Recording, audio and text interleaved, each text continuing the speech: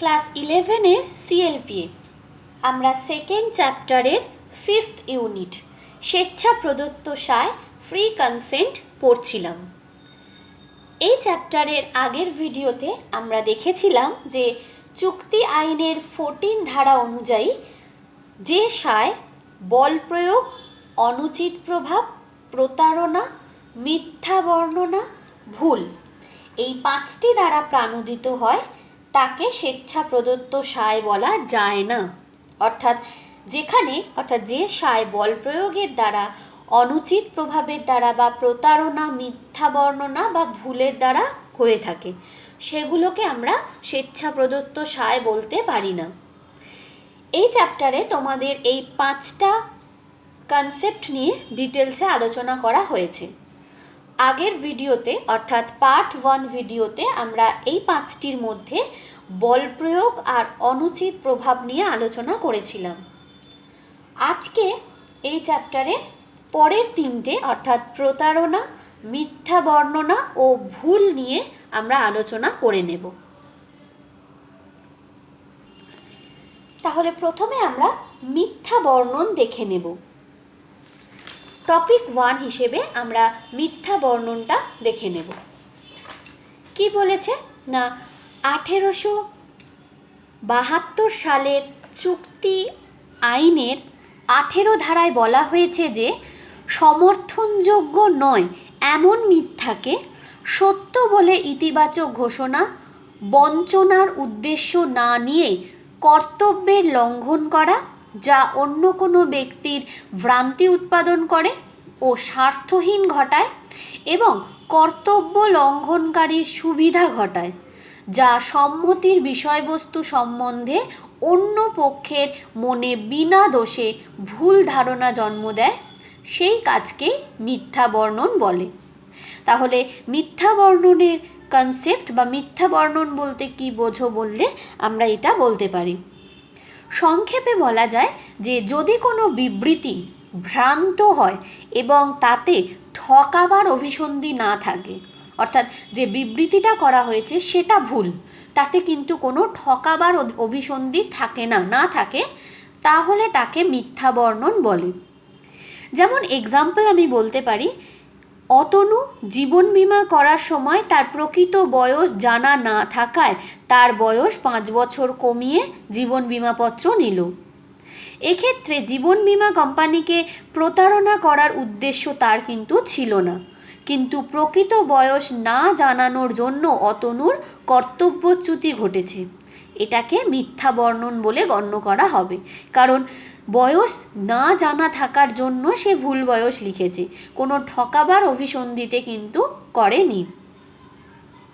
আরও একটা এক্সাম্পলে বলেছে, অভিজিৎ তার জমির ক্রেতা বিশ্বজিৎকে বলল, আমার প্রতি বিঘা জমির 20 মণ ধান উৎপন্ন হয়। যদিও বিশ্বজিতের পক্ষে তা বিশ্বাসের কোনো সঙ্গত কারণ ছিল না, তথাপি সে তা বিশ্বাস করে। পরে দেখা গেল যে বিঘা প্রতি 20 মণ ধান উৎপন্ন হয় না। একে মিথ্যা বর্ণন বলা হয়। তাহলে মিথ্যা বর্ণন বলতে কি বোঝো বললে আমরা অবশ্যই কনসেপ্টটা লিখে একটা উদাহরণ বলে দেব। আমরা লয়ের ক্ষেত্রে যতটা পারবো কেস স্টাডি দিয়ে বা এইভাবে এক্সাম্পল দিয়ে, উদাহরণ দিয়ে আমরা কিন্তু লেখার চেষ্টা করব। এরপরে দেখে নেব মিথ্যা বর্ণনের অপরিহার্য উপাদানগুলো। কি কি সেগুলো? প্রথম বলছে, বঞ্চনার উদ্দেশ্য না নিয়ে চুক্তি সম্পাদনের সময় বা আগে নিজের প্রাপ্ত সংবাদের দ্বারা সমর্থিত নয় এমন মিথ্যাকে সত্য বলে ইতিবাচক ঘোষণা থাকবে। অর্থাৎ মিথ্যা বর্ণন হতে গেলে বঞ্চনার উদ্দেশ্য না নিয়ে চুক্তি সম্পাদনের সময় বা তার আগে নিজে যে সংবাদটা পাচ্ছে প্রাপ্ত সংবাদের দ্বারা সমর্থিত নয় এমন মিথ্যাকে সত্য বলে ইতিবাচক ঘোষণা থাকবে। নেক্সট কি বলছে, যখন বিবৃতিটি অন্য কোনো ব্যক্তির ভ্রান্তি উৎপাদন করবে এবং সেই ব্যক্তির স্বার্থহানি ঘটাবে, সেটাকে মিথ্যা বর্ণন বলা হবে। অর্থাৎ যখন কোনো বিবৃতিটা অন্য কোনো ব্যক্তির ভ্রান্তি উৎপাদন করবে এবং সেই ব্যক্তি স্বার্থহানি ঘটাবে। নাম্বার গ কি বলছে, বিবৃতিটি সম্মতি সংক্রান্ত হবে এবং সেটি অন্য পক্ষের মনে ভুল ধারণা উৎপাদন করবে। বিবৃতিটি কর্তব্য লঙ্ঘনকারীর সুবিধা ঘটালে, যদি যে বিবৃতিটা করা হচ্ছে সেটাতে যে কর্তব্য লঙ্ঘন করছে তার সুবিধা যদি ঘটায়। এবং লাস্ট বলছে এই বিবৃতিটি অবশ্যই বাস্তব ক্ষেত্রে অসত্য হবে। যেমন উদাহরণ বলছে, কয়ের মিথ্যা বর্ণন দ্বারা ক্ষয়ের মনে এমন বিশ্বাস জন্মায় যে কয়ের কারখানায় প্রতি মাসে 500 মণ সাবান উৎপাদিত হয়। খ কারখানায় হিসাব পরীক্ষা করে দেখে মাত্র 100 মণ সাবান উৎপাদিত হয়েছে। এরপর খ কারখানাটি ক্রয় করে, ক্রয়ের মিথ্যা বর্ণন সত্ত্বেও চুক্তিটি বৈধ হবে, কারণ প্রকৃত তথ্য ক্ষয়ের কাছে সহজেই জানা উচিত ছিল, অর্থাৎ সে জেনেই চুক্তিটা মেনে নিয়েছে। তাহলে এক্ষেত্রে কিন্তু এটা চুক্তিটা বৈধ বলেই গণ্য করা হবে। এরপর বলছে মিথ্যা বর্ণনের পরিণাম বা ফল, অর্থাৎ কেউ যদি মিথ্যা বর্ণন করে তার পরিণাম কি হয়। মিথ্যা বর্ণনের মাধ্যমে যদি কোনো চুক্তি সম্পাদিত হয় তাহলে ক্ষতিগ্রস্ত পক্ষের ইচ্ছা অনুসারে তা বাতিল বলে গণ্য হতে পারে, অর্থাৎ যার ক্ষতি হয়েছে সেই পক্ষের ইচ্ছা থাকলে চুক্তিটি বাতিল হতে পারে। ক্ষতিগ্রস্ত পক্ষ চুক্তিটিকে মেনে নিয়ে সেটি বলবৎযোগ্য করতে পারে, অথবা ক্ষতিগ্রস্ত পক্ষের যদি সাধারণ প্রচেষ্টার সাহায্যে প্রকৃত তথ্য জানার সম্ভাবনা থাকে তবে ক্ষতিপূরণের দাবি কিন্তু সে করতে পারবে না, যেটা আমরা আগের এক্সাম্পলেই দেখলাম যে ক্ষতিগ্রস্ত হচ্ছে, যার কাছে মিথ্যা বর্ণন করা হচ্ছে, তার সাধারণ প্রচেষ্টায় যদি প্রকৃত তথ্য জানা সম্ভব হয় তবে ক্ষতিপূরণের দাবি সে করতে পারে না। তাহলে মিথ্যা বর্ণন থেকে আমরা প্রথমে ডেফিনেশন অর্থাৎ কনসেপ্ট, সেখানে এক্সাম্পল এবং মিথ্যা বর্ণনের অপরিহার্য উপাদানগুলো দেখলাম এবং মিথ্যা বর্ণনের পরিণাম বা ফল দেখে নিলাম। এরপর আমরা পরের টপিক অর্থাৎ প্রতারণায় চলে যাব। ফ্রড বলতে কি বোঝায়? 1872 সালের চুক্তি আইনের 17 ধারায় বলা হয়েছে যে অসত্য ভাষণ, কারসাজি করে গোপন করা, ইচ্ছা করে প্রতিশ্রুতি পালন না করা, প্রবঞ্চনার জন্য কোনো কাজ করা এবং আইন কর্তৃক বিশেষভাবে ঘোষিত প্রতারণামূলক কোনো কাজ করলে তাকে প্রতারণা বলে। তাহলে কি বলেছে? 1872 সালে চুক্তি আইনের 17 ধারায় বলেছে যে কেউ যদি অসত্য ভাষণ করে, কারসাজি করে গোপন করে, ইচ্ছা করে প্রতিশ্রুতি পালন না করে, প্রবঞ্চনার জন্য কোনো কাজ করে এবং আইন কর্তৃক বিশেষভাবে ঘোষিত প্রতারণামূলক কোনো কাজ করলে তাকে প্রতারণা বলে। যেমন উদাহরণ হিসেবে বলা যায়, এম তার পুরনো আলমারি মেরামত ও বার্নিশ করে নতুন আলমারি বলে এনকে বিক্রি করলো। এটা কিন্তু প্রতারণা বলে গণ্য হবে, কারণ এম সক্রিয়ভাবে সত্য গোপন করেছে, অর্থাৎ সে ইচ্ছা করে সত্য গোপন করেছে। অথবা বলতে পারি, শঙ্কর প্রতারণার উদ্দেশ্যে পলাশকে জানালো যে তার সম্পত্তি কারুর কাছে বন্ধক দেওয়া হয়নি। ওই তথ্যের উপর বিশ্বাস করে পলাশ সম্পত্তিটা ক্রয় করে, কিন্তু পরে পলাশ জানতে পারল যে সম্পত্তিটি বন্ধক দেওয়া আছে। এখানে পলাশ প্রতারিত হয়েছে, তাই সে ওই সম্পত্তি কেনার চুক্তি পরিহার করতে পারে। তাহলে এভাবে আমরা প্রতারণার এক্সাম্পল দেখে নেব। প্রতারণার অপরিহার্য উপাদানগুলো কি কি আমরা এক এক করে দেখে নিই। প্রথম বলছে, প্রতারণার ক্ষেত্রে একটি বিবরণ বা বিবৃতি থাকবে এবং সেটি মিথ্যা হবে। যেমন কাজল তার কৃত্রিম হীরের আংটিটি সজলের কাছে বিক্রি করার সময় সেটিকে খাঁটি হীরের আংটি বলে বিক্রি করলো। এটা প্রতারণামূলক বিবৃতি, একটা বিবৃতি আছে এবং সেটা অবশ্যই মিথ্যা। নেক্সট বলছে, বিবৃতিটি চুক্তির কোনো তথ্য সম্পর্কে হতে হবে, অর্থাৎ যে ব্যাপারে চুক্তি হচ্ছে সেই চুক্তিরই কোনো ইনফরমেশন সম্পর্কে হতে হবে। যেমন সন্তু তার গাড়িটি মান্তুর কাছে বিক্রি করার সময় বলল যে এই গাড়িটি যে কিনবে সে মন্ত্রী হবে। গাড়িটি কেনার পর সন্তু মন্ত্রী হতে পারল না, এবং যদি না পারে সে মান্তুর বিরুদ্ধে প্রতারণার অভিযোগের মামলা দায়ের করতে পারবে। নাম্বার 3 বলছে বিবৃতির ওপর কাজ করে অপর পক্ষকে ক্ষতিগ্রস্ত হতে হবে। অর্থাৎ যে বিবৃতিটা দেওয়া হচ্ছে সেটাকে বিশ্বাস করে বা সেটাকে মেনে নিয়ে তার ওপর কাজ করে তাকে ক্ষতিগ্রস্ত হতে হবে। যেমন শঙ্কর দীপুর কাছ থেকে একটি অপ্রকৃতস্থ ঘোড়া কিনল, যাকে দীপু সুস্থ ঘোড়া বলে বিক্রি করেছিল। ঘোড়াটি চড়তে গিয়ে শঙ্কর পড়ে গেল এবং তার হাত পা ভেঙে গেল। এটি প্রতারণামূলক বিবৃতি বলে গণ্য হবে, কারণ সে ক্ষতিগ্রস্ত হয়েছে।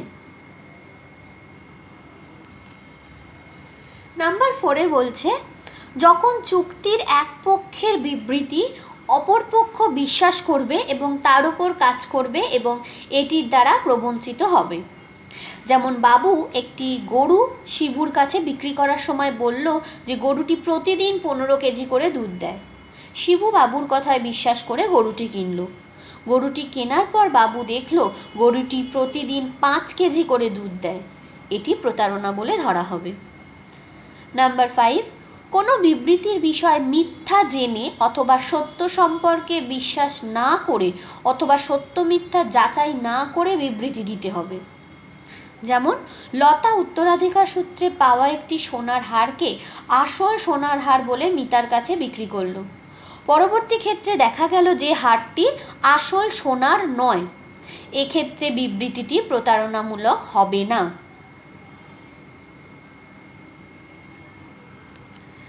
কারণ সে হারটা উত্তরাধিকার সূত্রে পেয়েছিল, তার সত্য মিথ্যা যাচাই না করেই সেটা আসল সোনার হার বলে বিবৃতি দিয়ে দিয়েছিল।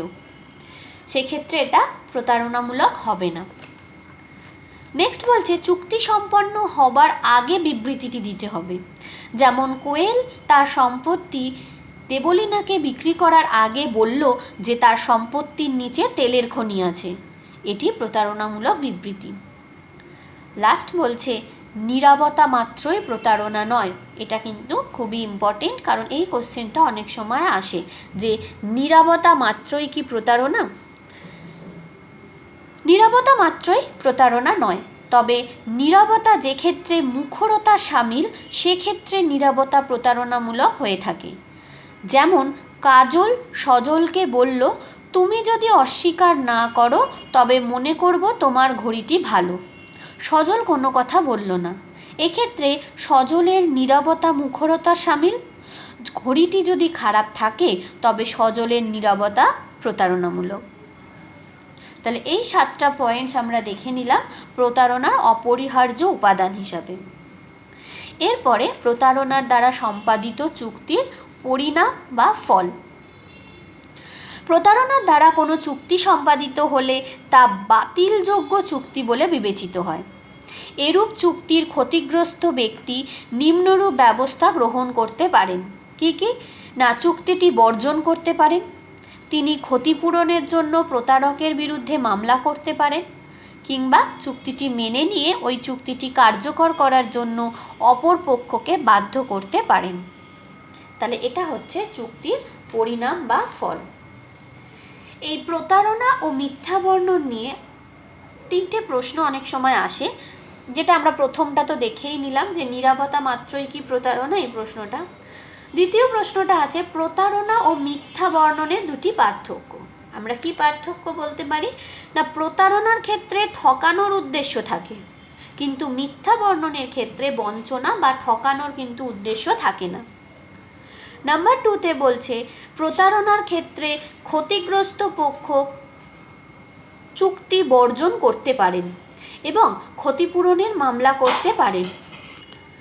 অপরদিকে মিথ্যা বর্ণনের ক্ষেত্রে ক্ষতিগ্রস্ত পক্ষ ইচ্ছা অনুযায়ী চুক্তি বর্জন করতে পারেন কিন্তু ক্ষতিপূরণের মামলা করতে পারেন না। তাহলে এই দুটোই হচ্ছে প্রতারণা ও মিথ্যা বর্ণনের পার্থক্য। আরও একটা প্রশ্ন আসে যেটা আমি এখানেই একসাথে বলে দিই। প্রশ্নটা হচ্ছে পর্দানসীন মহিলার সঙ্গে সম্পাদিত চুক্তি কি বাতিল হতে পারে? যে সমস্ত মহিলারা অন্তঃপুরে থাকেন, বাড়ির বাইরে আসেন না, পরিবারের বাইরে কোনো ব্যক্তির সঙ্গে সহজে সাক্ষাৎ করেন না এবং পর্দা প্রথা মেনে চলেন, তাদেরকে পর্দানুসীন মহিলা বলা হয়। পর্দানুসীন মহিলার সঙ্গে সম্পাদিত হয়েছে এমন কোনো চুক্তি অনুচিত প্রভাব দ্বারা সম্পাদিত হয়েছে বলে যদি এই মর্মে কোনো অভিযোগ ওঠে, অর্থাৎ যদি কোনো অভিযোগ ওঠে যে চুক্তিটা অনুচিত প্রভাব দ্বারা সম্পাদিত হয়েছে এবং সেই অভিযোগ যদি ওই পর্দানুসীন মহিলাই দায়ের করেন, তবে চুক্তি বাতিল হয়ে যেতে পারে। আদালতে এই বিষয়ে চূড়ান্ত সিদ্ধান্তের অধিকারী। তাহলে এটা আমরা এইভাবে আলোচনা করব যে যদি ওই পর্দানুসীন মহিলা নিজে অভিযোগ করেন যে এই চুক্তিটি অনুচিত প্রভাব দ্বারা সম্পাদিত হয়েছে, তবে চুক্তিটি বাতিল হতে পারে এবং সেক্ষেত্রে আদালতই এই বিষয়ে চূড়ান্ত সিদ্ধান্ত নেবে। তাহলে আমরা এই দুটো টপিক দেখে নিলাম। এরপর আমরা আমাদের লাস্ট টপিক অর্থাৎ ভুল দেখে নেব। ভুলে কি বলছে না, সম্মতির কোনো বিষয়বস্তু, প্রকৃতি বা আইন সম্পর্কে ভুল ধারণা পোষণ করাকে ভুল বা প্রমাদ বলে। ভুল সাধারণত দু ধরনের হয়, একটা আইন সম্পর্কে ভুল আর একটা হচ্ছে তথ্য সম্পর্কে ভুল। এগুলো কি আমরা উদাহরণ দিয়ে দেখে নিই। কোনো একটা বিশেষ ঋণ ভারতীয় তামাদি আইন অর্থাৎ ইন্ডিয়ান ল অফ লিমিটেশন অনুযায়ী তামাদি হয়ে গেছে। এই ভুল ধারণার বশবর্তী হয়ে এ ও বি এর মধ্যে চুক্তি সম্পাদিত হলো, কিন্তু বাস্তবে আইন অনুযায়ী ওই ঋণ তামাদি হয়নি। এই অবস্থায় এ ও বি এর মধ্যে সম্পাদিত চুক্তি বৈধ চুক্তি হিসেবে গণ্য হবে এবং এই আইন সম্বন্ধে অজ্ঞতার ফলে ভুলের মাসুল দিতে হবে। অর্থাৎ চুক্তিটা বৈধ হিসেবে হবে, কিন্তু আইন সম্বন্ধে সঠিক না জানার জন্য ভুলের মাসুল দিতে হবে।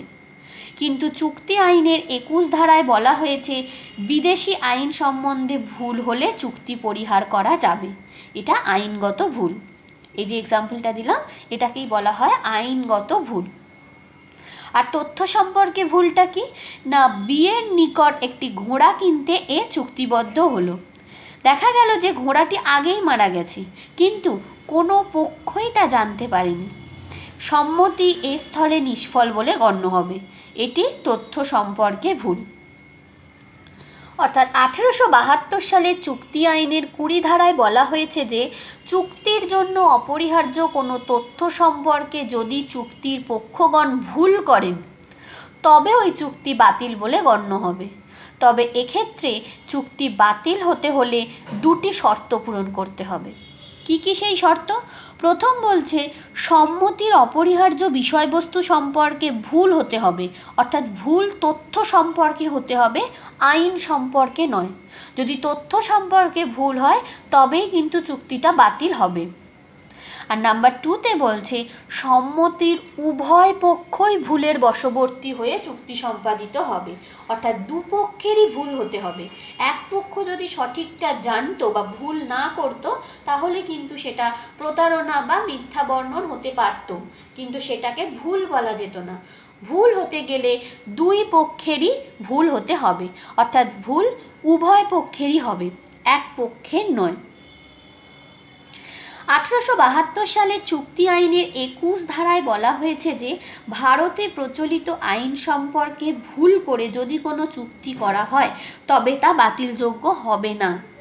কিন্তু ভারতে প্রচলিত নয় এমন কোনো আইন, যেমন বিদেশি আইন সম্পর্কে ভুলের বশবর্তী হয়ে কোনো চুক্তি করলে তা তথ্য সম্পর্কীয় ভুলের সমান হবে এবং তা বাতিল বলে গণ্য হবে। এখান থেকেও আমরা 1 মার্কসের কোশ্চেন দিতে পারে যে ভারতে প্রচলিত আইন সম্পর্কে ভুল হলে তা কি বাতিলযোগ্য হবে না হবে না। তো এই কনসেপ্টটাও আমরা একটু জেনে রাখবো। এবার লাস্ট কোশ্চেন দেখে নিই যে আমরা কয়েকটা উদাহরণের সাহায্যে দেখে নেব যে বিভিন্ন ধরনের ভুলের জন্য যে যে চুক্তি বাতিল হতে পারে সেটা আমরা দেখে নেব। প্রথম বলছে ব্যক্তির পরিচয় সংক্রান্ত ভুল। এক ভদ্রমহিলা নিজেকে একজন গণ্যমান্য মানুষের স্ত্রী হিসেবে পরিচয় দিয়ে খুব কম দামে এক স্বর্ণশিল্পীর কাছ থেকে একটি সোনার হার কিনলেন। পরে ওই মহিলার মিথ্যা পরিচয়টা পাওয়া গেল। ওই ভদ্রমহিলা সোনার হারটি আর এক ব্যক্তির কাছে বিক্রি করে দিয়েছিলেন। সোনার শিল্পী ওই হার আদায়ের জন্য মামলা করলেন। আদালত ওই হারটি সোনা শিল্পীকে ফেরত দেওয়ার জন্য নির্দেশ দিলেন, কারণ ভদ্রমহিলার ওই হারে কোনো মালিকানা সত্ত্ব ছিল না। তাই জন্য সে যে দ্বিতীয় ব্যক্তিকে ক্রেতাকে বিক্রি করেছে সেও কিন্তু ওই মালিকানা শর্ত পায়নি। অর্থাৎ যেহেতু সে ইচ্ছা করে মিথ্যা পরিচয় দিয়েছিল, মিথ্যা পরিচয় দেওয়ার ফলে সেই ব্যক্তির পরিচয় সংক্রান্ত যে ভুল হয়েছিল তার ফলে ওই ভদ্রমহিলা কিন্তু সেই হারটার কোনো মালিকানাই পায়নি। তাই সে যখন পায়নি তাহলে সে অন্য কোনো ব্যক্তিকে মালিকানা হস্তান্তর করতেও পারে না। তাই আদালত রায় দিয়েছিল যে ওই হারটা ফেরত দিয়ে দিতে। নাম্বার 2 বলছে জিনিসের অস্তিত্ব বা চুক্তি বিষয়বস্তু সম্পর্কে ভুল। কোয়েল বিদেশে থাকে।